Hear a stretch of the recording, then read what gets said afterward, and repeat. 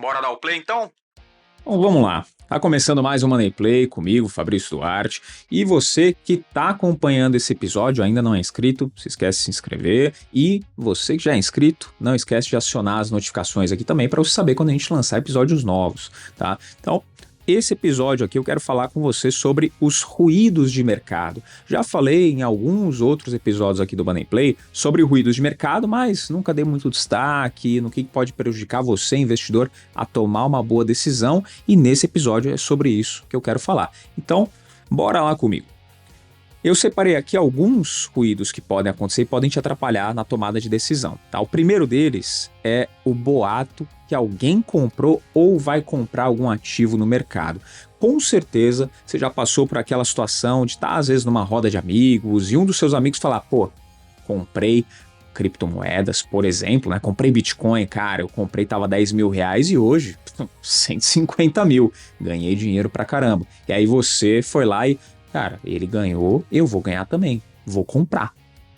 Você vai pelo boato de que alguém comprou, ouviu aqui uma conversa de fundo e aí você vai lá e toma essa decisão. Isso é um baita de um ruído, pode te atrapalhar pra caramba também se você não tomar cuidado. Tá? Eu vou citar um exemplo aqui um pouco mais técnico que aconteceu na prática e muitas notícias foram veiculadas em cima desse fato. Um conselheiro, né? O exemplo é que um conselheiro da Petrobras aumentou a sua posição na empresa. E aí os números de referência são basicamente o seguinte, eu tinha uma posição de 6 bi e ele aumentou 68 milhões em posição. E aí, muito ruído saiu no mercado, muita notícia falando que ele sabia de alguma coisa, informação privilegiada, e que se ele está aumentando a posição é porque ele sabe que vai acontecer alguma coisa na empresa, quando no fim das contas, ninguém sabe o que está passando na cabeça desse conselheiro. E se a gente for fazer uma proporção ali, qual o percentual que ele aumentou de posição? Você tem 6 bilhões de participação da empresa. Você colocou lá 68 milhões, fala, pô, é muito dinheiro. Em percentual, quanto que representa? Pouco mais de 1%. Né? A gente vai colocar ali 1,1%, 1,15%, nem isso chega, né? Então, percentualmente falando, é uma participação baixa, como se você tivesse recebido os dividendos da empresa e você foi lá e simplesmente comprou mais dessa empresa. Então, quando você tem um boato que alguém comprou ou que vai comprar um ativo, isso pode fazer com que você tome uma decisão errada se você não estiver ligado. Tá? Segundo ruído que pode te atrapalhar em alguma tomada de decisão, e isso aqui acontece demais, que é o efeito manada. O efeito manada é quando muita gente está comprando, está indo atrás de algum ativo ou vendendo, também pode acontecer, e você toma uma decisão baseada exclusivamente no tanto de gente que está fazendo a mesma coisa. Tá? É o famoso FOMO também, né? O medo de ficar de fora. Ou você vai comprar ou você vai vender um ativo justamente por conta desse efeito de muitas pessoas fazendo aquela mesma coisa. Tá? E isso acontece muito com as queridinhas do mercado. Se você for olhar um tempinho atrás, né? A gente já pode falar voltando a alguns aninhos, né? Quase 5, 6 anos de mercado. A Magalu, por exemplo, ela teve uma baita numa valorização e muita gente pegava a Magalu como caso de sucesso e foi durante um tempo, né? Só que ela chegou um momento a ser negociada a muitas vezes os seus múltiplos por conta do efeito manada. Muita gente correu para comprar a empresa porque só se falava dela, era queridinha do mercado e o pessoal aumentando posição, mas os fundamentos da empresa faziam sentido tanto quanto as pessoas compraram, aquelas que analisaram mesmo, viram que tinha potencial de crescimento, compraram lá atrás? Ou foi só porque estava todo mundo falando e aí o pessoal foi lá e comprou? E isso fez, com certeza, o preço da empresa crescer muito e aí depois, quando ela começou a ter algumas correções e aí passar pelas dificuldades do setor que a gente está vendo até hoje isso acontecer, a empresa começou a ter quedas e muita gente acabou segurando papel, até pelo medo de se desfazer e falar, não, mas uma hora vai voltar. Aí começa a virar torcedor e para de ser investidor. Não analisa mais número, só fica na torcida aí pro papel recuperar. Então, esse efeito manada fez com que muitas pessoas tomassem decisões erradas, por exemplo, para entrar em Magalu, no momento que entraram, né? Vários casos de pessoas que perderam muito dinheiro com esse investimento. E tem um outro exemplo também que é o de Petrobras. Petrobras, na última década, foi pelo menos a empresa protagonista, quando a gente fala das empresas listadas, nos casos de corrupção, né, envolvendo governo Então, isso daí fez com que muitos investidores tivessem, na época, uma visão muito negativa sobre a empresa e se desfizessem de várias posições. Só que esse ponto não foi sanado depois que, vamos colocar bem entre aspas aqui, tá? Só entre eu e você, bem entre aspas, os problemas de corrupção foram resolvidos. Bem entre aspas, tá? Isso não foi também o fim dos problemas, pelo menos aos olhos dos investidores, com a Petrobras. Até hoje ela carrega esse preconceito, né, esse peso de ser uma empresa que tem muita influência política, que sofre com essa parte de ser manobra, às vezes preço de combustível e tudo mais. E tem muita gente que não investiu em Petrobras e não investe, não vai investir provavelmente nunca mais, por conta do que aconteceu na última década. Só que se você for olhar e analisar os últimos 10 anos de Petrobras, por exemplo, teve um momento ali que ela estava na cotação R$4, né? A cotação de Petrobras estava em R$4 e ela está hoje beirando os 40, 35 e pouquinho nesse momento que eu estou gravando esse episódio, tá? E nesse momento, né, ou pelo menos nesse recorte aí de 10 anos, ela pagou muito dividendo. Tá? Se a gente voltar do ano passado só, a Petrobras pagou, foi a que mais pagou, né, no mundo inteiro. Né? Teve um momento dela ser a maior pagadora de dividendos no mundo. Então, por conta disso, na Lava Jato, que ela foi uma das protagonistas ali da Lava Jato, como empresa, né, empresa listada na nossa bolsa aqui, ela carrega esse fardo até hoje, mesmo depois de passou todo esse problema, né, de novo, entre aspas aqui, todo esse problema foi resolvido, a empresa com bons múltiplos, bons números, ela ainda assim carrega esse problema aí por conta do efeito manada, carrega essa visão que foi construída e quem não olhou para isso, quem olhou só para número, realmente ganhou muito dinheiro com Petrobras nos últimos anos. Então toma bastante cuidado com o efeito manada. Para exemplificar isso daqui que eu estou falando, eu vou citar um dos grandes gênios aí da modernidade e um grande empreendedor que foi o Henry Ford. Ele falou o seguinte: se eu tivesse perguntado às pessoas o que elas queriam, elas teriam dito cavalos mais rápidos. Pois é.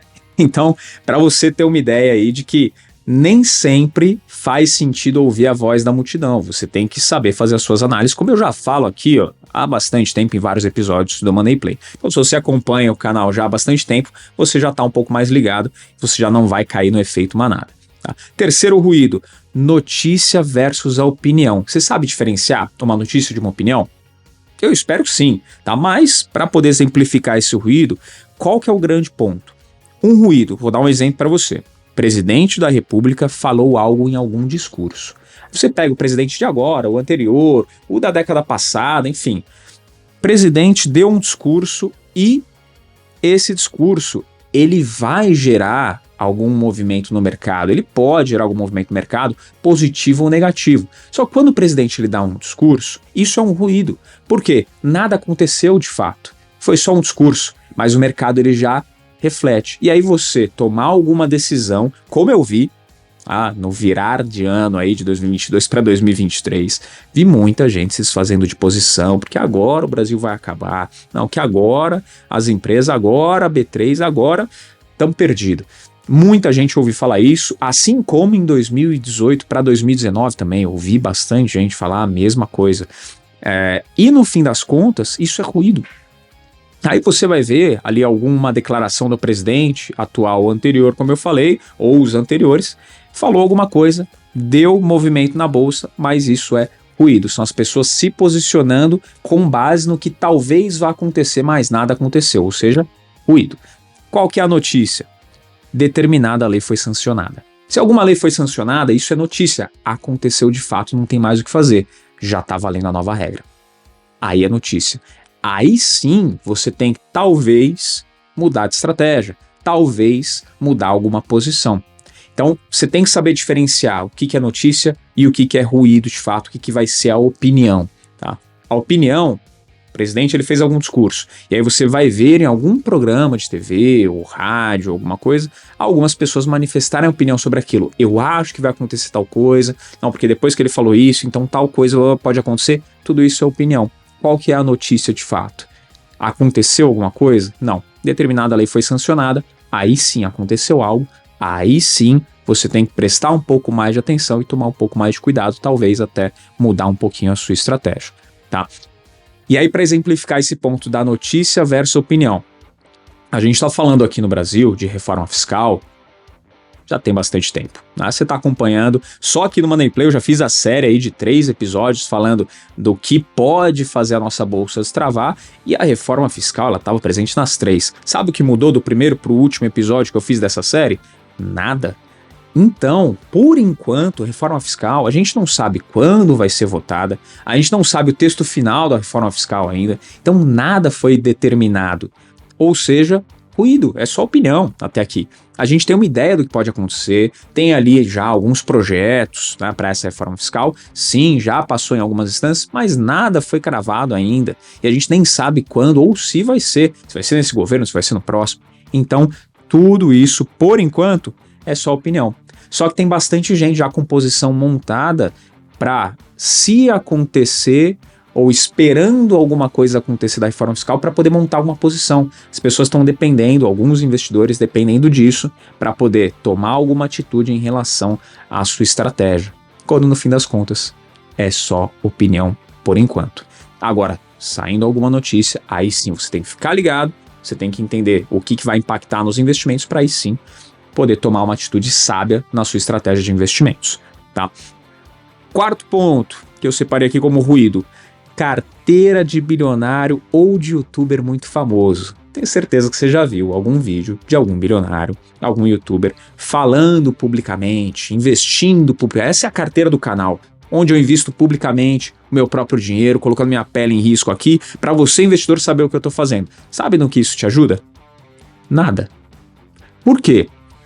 Um ponto muito simples. A posição do bilionário vai ser, ou do youtuber que tem bastante dinheiro para investir, investe publicamente, vai ser absurdamente diferente da sua, tá? A posição vai ser muito, muito diferente. Provavelmente você que está começando, né? Se você já tem também aí os seus bilhõezinhos investidos, então fico muito lisonjeado de você estar acompanhando aqui o Money Play, porém, né, aí esse exemplo não serve para você. Agora, se você é um investidor comum, um investidor pequeno ainda, a posição de um bilionário, a posição de um grande youtuber que tem bastante dinheiro para investir, vai ser muito diferente da sua. E quando ele publica a carteira, ele está comprando ali, naquele momento. Você não sabe por que ele está comprando. A estratégia dele é uma. A estratégia dele ali para compra pode ser até comprar, publicar, e muitas pessoas que o seguem, que assistem aquele conteúdo, né, que gostam daquele youtuber, vão fazer o mesmo movimento. Vão comprar a mesma empresa, e ele tá esperando a galera dele comprar para a empresa subir e depois ele se desfazer da posição. Pô, Fabrício, você tá falando que isso pode acontecer? Meio que uma manipulação de mercado? Não tô acusando ninguém de nada, mas você acha que isso não pode acontecer? A mesma coisa de um bilionário, falar que tem uma posição X e tal empresa, para aí muita gente comprar, ele fala da empresa, fala, elogia, e aí muita gente corre para essa empresa. A cotação vai fazer o quê? Vai tender a cair no efeito manada, né, que eu já expliquei. A cotação tende a subir. Na hora que ela subir, pronto, para ele já é interessante fazer, por exemplo, uma venda, e de repente a cotação começa a cair porque ele tem uma posição muito alta. Ó, pode acontecer? Pode acontecer. Por isso que eu falo, seguir a carteira de um bilionário ou de um youtuber muito famoso não vai te ajudar em nada, tá? Nesse ponto aqui, pô, é bacana saber a carteira que você tem? Ah, é bacana. Para quê? Mera curiosidade. Mera curiosidade. Até porque cada um vai ter uma estratégia. Você buscar a carteira desse youtuber ou do bilionário, o momento que ele comprou não vai ser o mesmo que você vai comprar. Ele está comprando agora ou ele já comprou um tempo atrás. Não é o momento que você vai comprar. Então, as performances vão ser diferentes. As estratégias também, com certeza, são diferentes. Então, toma bastante cuidado. Não pega a carteira ali e fala, vou replicar porque vai dar certo, porque não vai. A não ser que você tenha a mesma estratégia definida, compre no exato mesmo momento e tenha a mesma posição, isso falando em volume financeiro, o mesmo patrimônio, se você não tiver esses 3, esquece, tá? Para você é mera informação, mas que não vai te ajudar em absolutamente nada, tá? Então, já é um ruído que você pode desconsiderar bastante a carteira do bilionário ou do youtuber. Vale a pena assistir? Só para curiosidade. Agora, para você colocar ali na prática, sua estratégia é uma, a dele vai ser uma completamente diferente. Então toma bastante cuidado. Quinto ruído, não estudar os conceitos. Que aí fazendo um misto do quarto para o quinto, Você quer ver a carteira do bilionário, do youtuber? Legal, se é curioso, vai lá e vê. Mas mais importante do que isso, usa os conceitos. Procura aprender os conceitos. Por que essa pessoa está investindo? O que levou ela a investir? O que ela estuda? O que ela vê de informação para poder montar a estratégia? Para poder montar uma posição interessante. E aí você pega o conceito e aplica na sua estratégia. Faz muito mais sentido do que você pegar a carteira pronta e que eu entendo que dá muito menos trabalho. Tá? Eu sei, dá menos trabalho. Falar, já tem a carteirinha pronta ali, vou pegar aqueles papéis e vou comprar, pronto, acabou. Mas não, porque o resultado não vai ser bom, não vai ser o mesmo. Então procura entender os conceitos, procura entender as estratégias, tá? Estuda os conceitos, os casos de sucesso, as estratégias, para aí sim você tomar boas decisões. Porque senão, ruído, você vai acabar tomando decisão errada, tá? É comum ouvir, eu já ouvi muito, né, infelizmente, mas acho até válido uma opinião ou outra, mas eu já ouvi bastante gente falar que quem vende curso é picareta. O cara tá vendendo curso de investimento, o cara é picareta, tá vendendo curso de curso, então ele ganha dinheiro com curso, não é com investimento. Pera lá, se você concorda com esse tipo de opinião, se você acha que faz sentido mesmo, o cara tá vendendo curso de investimento, ele não presta. Então, vai ler livro. Estuda pelo menos os 3 principais livros, os livros mais básicos aí para você começar a investir, entender um pouco de estratégias de investimento. O Investidor Inteligente, do Graham, já falei aqui em outros episódios também, baita de um livro para você entender sobre estratégias e aí começar pelo menos a definir a sua estratégia de investimentos. Você já leu O Investidor Inteligente? Já leu O Homem Mais Rico da Babilônia? Axiomas de Zurique? Não leu? Cara, então fica um pouquinho difícil, tá? Agora, tem gente que está vendendo curso que vende curso, mesmo com bom conteúdo. Faz sentido, né? Quem está comprando para aprender, parabéns, está investindo no seu conhecimento para você se desenvolver. Só não replica a mesma estratégia. Só não vai ver a carteirinha lá, comprar pronto e resolvido. Vai estudar os conceitos, vai entender a estratégia para você conseguir saber o melhor investimento para o que você está buscando, para o que você quer. Cada caso é um caso, cada objetivo é um objetivo. Tá? Então, você tem o seu tempo, você tem o seu conhecimento, tem o seu patrimônio. Vai estudar os conceitos para você poder tomar boas decisões. Não quer comprar curso? Beleza, vai ler livro. Vai ler livro que já foram comprovados aí que dão certo, né? As estratégias pelo menos. Fala, mas quem lauda ali o conhecimento que o Graham passa? O Warren Buffett, só ele.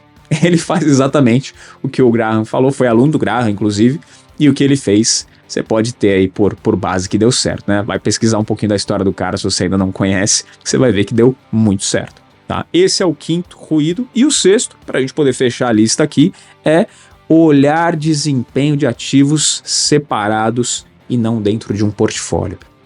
Às vezes você vai ver ali um ativo em uma carteira de investimentos, e o pessoal vai falar, eu fiz 512% com esse ativo aqui. Tá, mas e o portfólio inteiro? Porque quando a gente fala de investir, né, ou montar uma estratégia, já falei aqui em vários episódios também, a gente precisa diversificar. Então você vai montar um portfólio, você não vai pegar todas as suas fichas e apostar num único ativo, um único papel, porque aí você está apostando, né? Aí é risco, é sorte. Agora, quando você monta uma estratégia bem definida, você vai fazer uma diversificação. Nessa diversificação, você pode ter um ativo que vai saltar muito de rentabilidade. Você fez uma boa análise, você viu que tinha potencial de crescimento aquele ativo, ou simplesmente ele fazia sentido para sua estratégia, mesmo que você não tenha analisado tão a fundo, e ele se multiplicou em 5 vezes. O que você investiu deu ali 500% de rentabilidade. Show de bola. Parabéns. Só que o portfólio? Se você for analisar só esse ativo, ele representa quanto dentro do portfólio? Olhar isoladamente, tanto para o positivo quanto para o negativo, tá? Teve um ativo ali que caiu 30%, e aí você olhar e falar, caramba, minha carteira, o meu portfólio não é bom por causa desse ativo. Só que o resto do portfólio performou legal. E aí no portfólio, o total, né, a média ali dos seus ativos, que é o que você vai avaliar, deu 15% em um ano. Mesmo com um ativo caindo 30%. Então o seu portfólio funcionou. Agora, teve um que saltou 500% e o portfólio fechou o ano em 20% de retorno, também deu certo a estratégia. Só que teve ali um equilíbrio. Então, analisar separadamente não faz sentido. Também é um ruído que muita gente, um erro que muita gente comete e acaba fazendo investimentos ou tomando decisões de resgatar ou investir em alguns ativos em momentos errados. Você montou o portfólio, é justamente para ele ter um equilíbrio, para ele ter uma correlação, né, ou não ter, né, uma correlação para que a sua carteira ela esteja protegida em vários cenários. Tá? Você pega cenário aí de problema econômico mundial ou local, né, a gente falando aqui no Brasil, a sua carteira ela tem que estar equilibrada para os dois momentos, para a gente pensar no seguinte, tá? Você fala, pô, eu quero bater muito Ibovespa. Tá, você pode bater muito Ibovespa em alguns momentos, mas e quando ele cai? A sua carteira cai como? O que é mais interessante aqui? Se a gente for pensar numa divisão de portfólio, por isso que é interessante você analisar o portfólio e não os ativos separadamente, é Ibovespa, você igualando a performance que ele teve ao longo dos anos nas altas e você caindo menos do que ele, quando ele tem as quedas, igual teve aí 3 anos atrás, né, grande crise, caiu 40%, quando ele tem essas quedas, você cai menos que ele. Pô, ao invés de cair 40, você caiu só 20, caiu metade. Mas na recuperação você recuperou igual, por exemplo. A recuperação foi ali de 100%, você recuperou os mesmos 100, mas na queda você caiu metade. Se você analisar esse tipo de portfólio, essa carteira ao longo dos anos, você vai ter recebido, vai ter ganho muito mais do que o principal índice da nossa bolsa aqui, que eu já falei em outro episódio também, que não faz sentido a gente comparar só com ele ou pensar em investir só nele, né? A gente tem que fazer uma diversificação.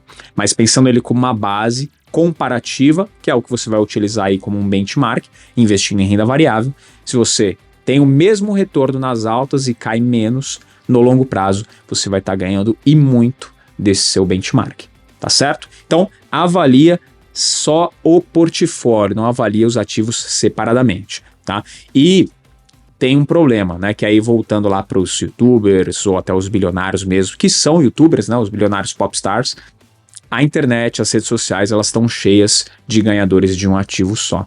Tá? Então o cara ele vai lá e divulga que ele ganhou um ativo, fez 500, fez 1000% e ficou muito mais famoso esse tipo de divulgação de conteúdo com criptomoedas. Então toma bastante cuidado com isso, porque realmente um ganho explosivo, mas de um ativo só, quando a gente vai olhar o portfólio, não foi tudo isso.